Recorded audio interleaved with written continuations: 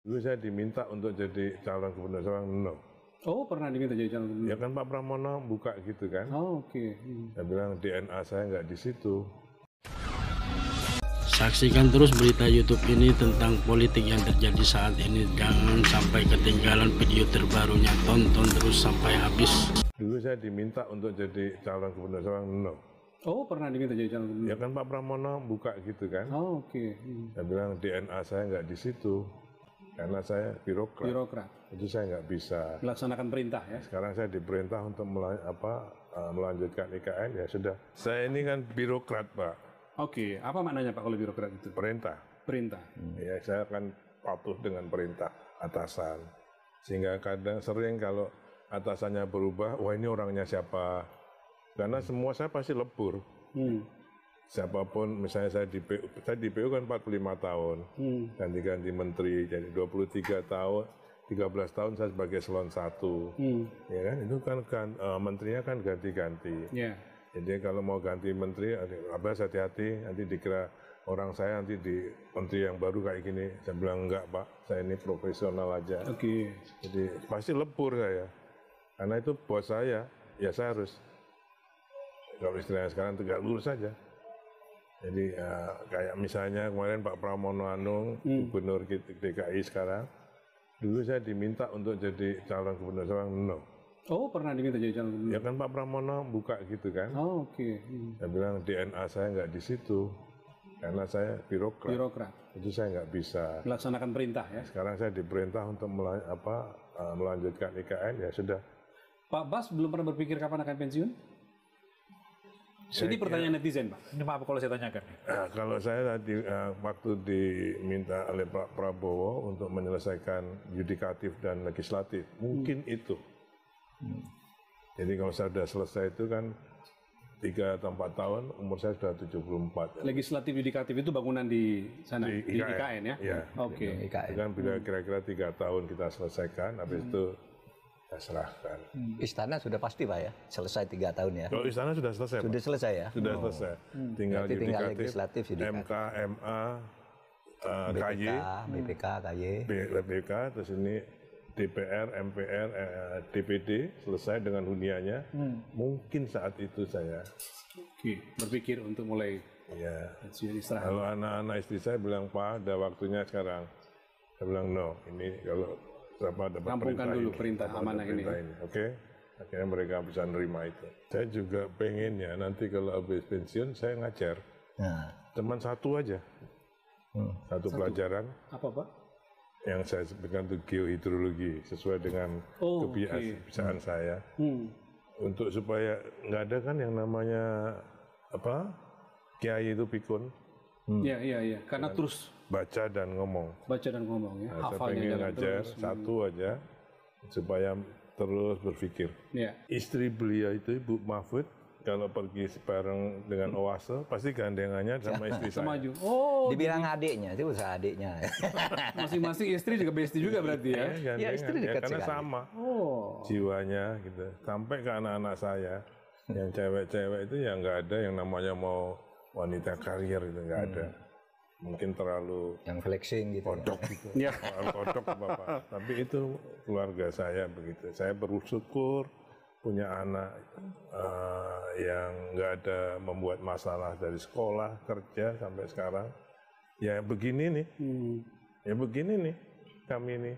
Atau nggak tahu apa namanya otentik itu. Kalau saya Mas, saya kan anak keempat dari 8, anak tentara, pamen saya. Pak Mahfud anak keempat dari 7 bersaudara. Tujuh, Pak Bas 4 dari 8. Oke. Ya, seorang pamen kan.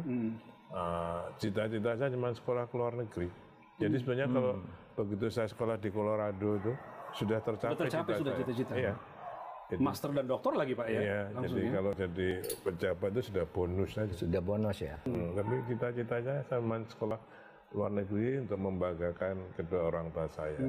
Gitu. Tapi apa tips Pak buat generasi muda nih? Kita bicara tips nih atau inspirasi lah Pak.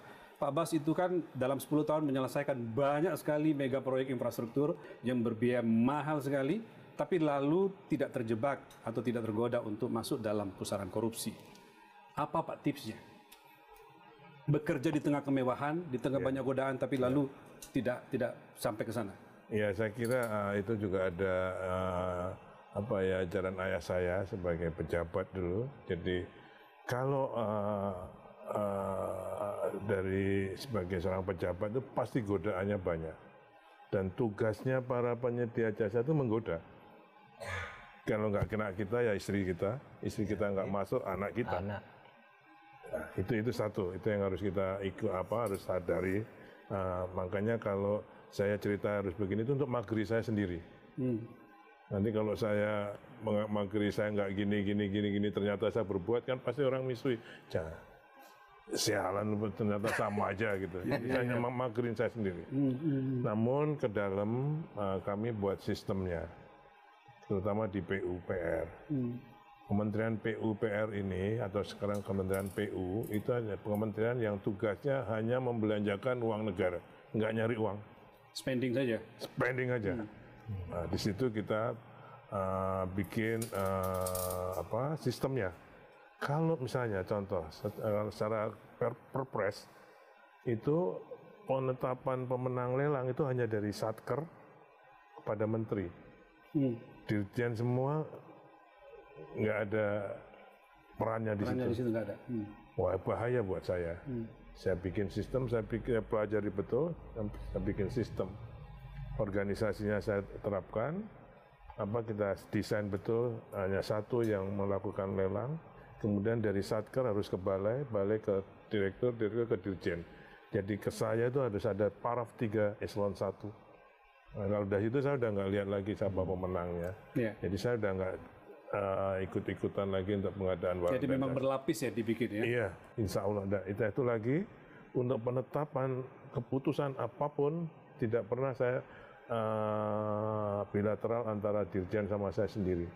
Pasti harus ada institusi lain di luar PU yang ikut. Misalnya Kejaksaan, kemudian BPKP, itu harus tahu, Baris Krim bahkan. Mereka harus ikut merekomendasi, baru saya mau. Ini tips penting nih buat itu namanya, ini buat teman-teman, saya kira namanya corruption risk assessment.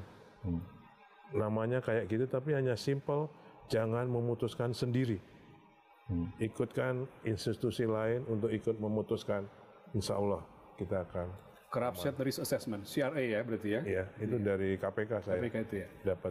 Pak Mahfud, apa tips Pak? Ya, supaya itu tadi selalu terjaga dan tidak melakukan korupsi. Ya itu, selalu menjaga, karena selalu yakin kalau dalam agama itu ada dalil begini, fanduru kafakana akibah, lihatlah akibat dari setiap jalan hidup itu. Kalau kamu berbuat gini, ini akibatnya. Kalau ini akibatnya. Itu ada di dalam sejarah. Ya, maka kata